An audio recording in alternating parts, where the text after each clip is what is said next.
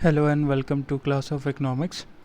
Last time we studied about the second chapter, that is 5-year plans in India, and in that we have already covered the topic of what is economic planning, need for planning in India, directive planning and comprehensive planning, types of economies, and we studied about the long period and short period. Now we are going to discuss about the short period goals in India.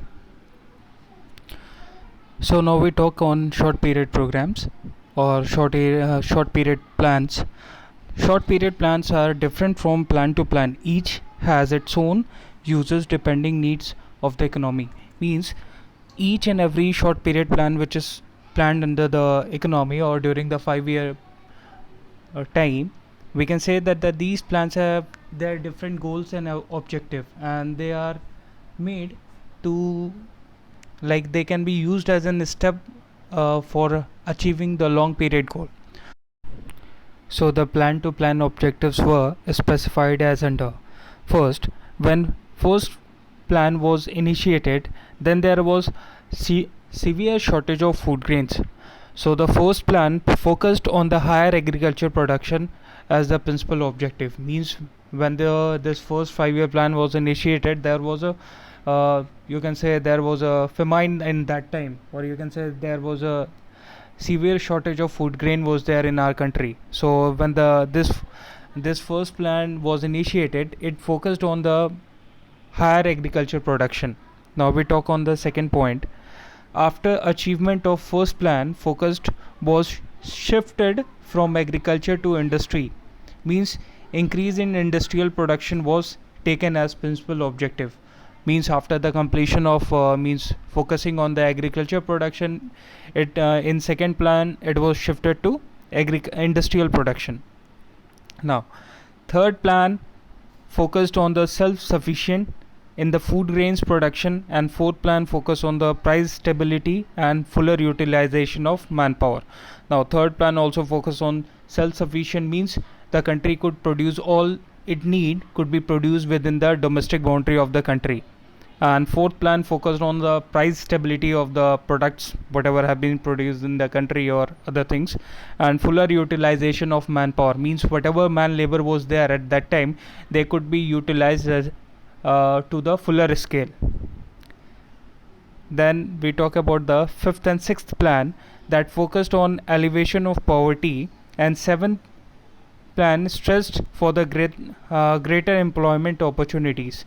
Means fifth and sixth plan was focusing on the to fight back with the poverty, and the seventh plan was focusing on to generate you can say the employment in our country, or you can say employment for that time people. Okay, so we talk about the fifth point, that in eighth plan, means that is 5-year plan, reinforce the objective of full employment, and besides that, universalization of education, means to provide education for boy child also and to girl child also.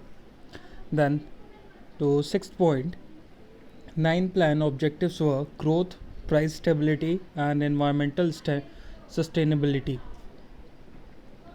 Then seventh point, 10th plan stress the need of better quality of life, means to provide a better life for the human, means in India. Then 8th, 11th plan objectives were focused on poverty reduction, second job creation, third protection of environment. So the 11th plan focus on these things: poverty reduction, okay, then job creation means employment generation, then protection of employment environment, means with all these to protect the environment also.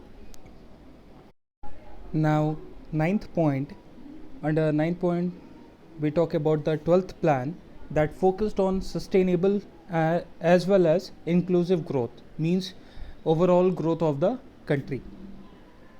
Now we talk about the features of economic policy pursued under planning till 1991. Now we talk about the planning, means here we will talk about the planning before 1991 or after 1991. Okay, so this can be separately studied in India, like pre 1991 and post 1991. Okay, so because there after 1991 there was a marked shift between the plannings of India, means strategy of planning.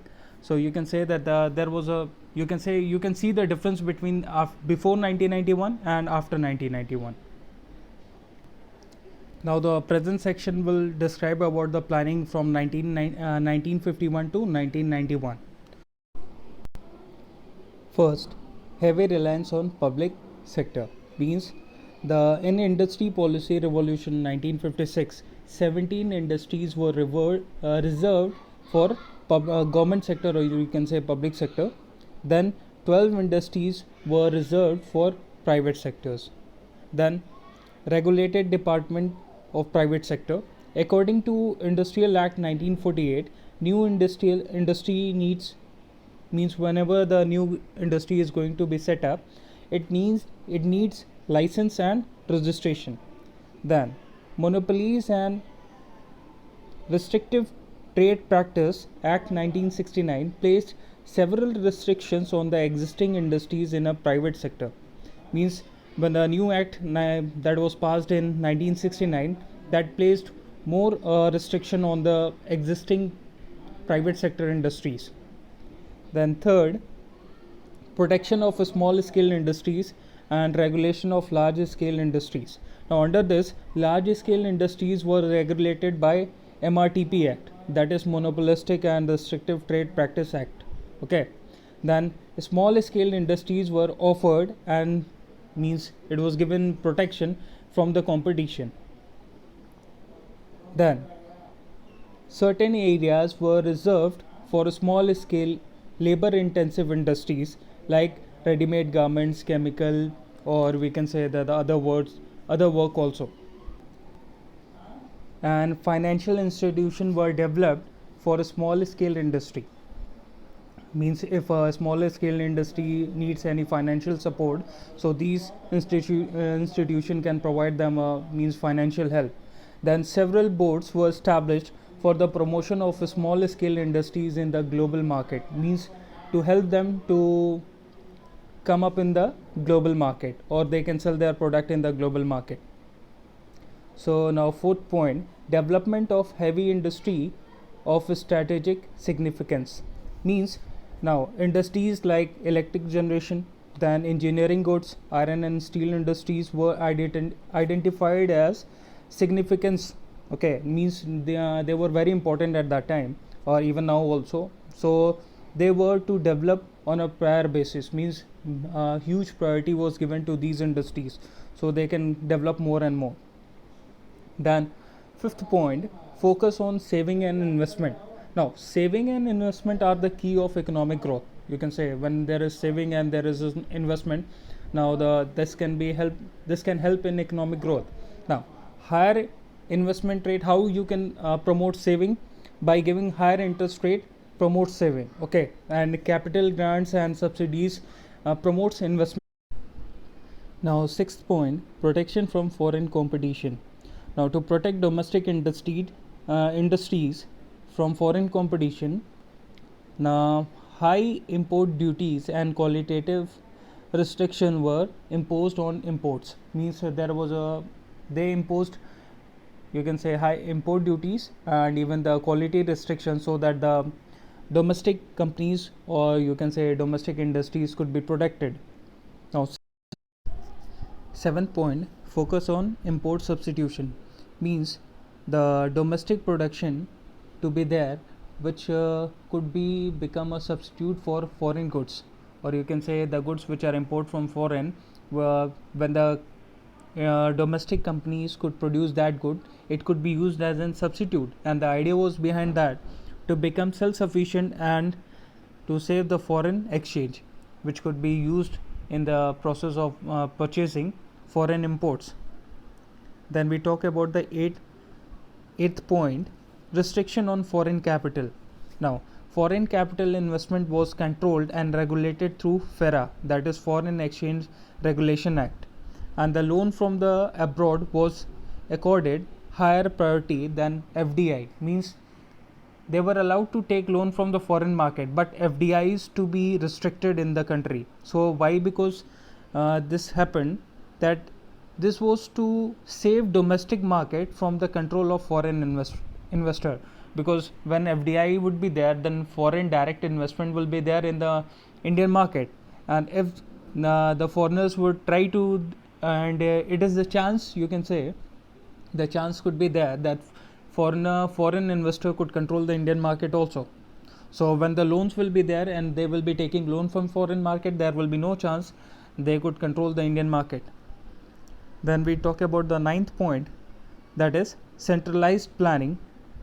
All programs of growth and development of states are controlled by central authorities, so that it did not contradict with overall strategy of growth is specified in 5-year plan.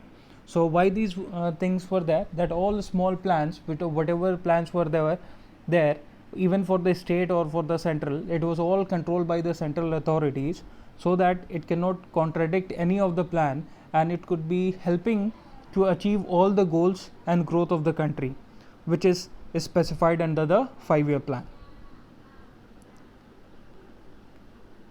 Thank you. So next time we will meet up with the next topic.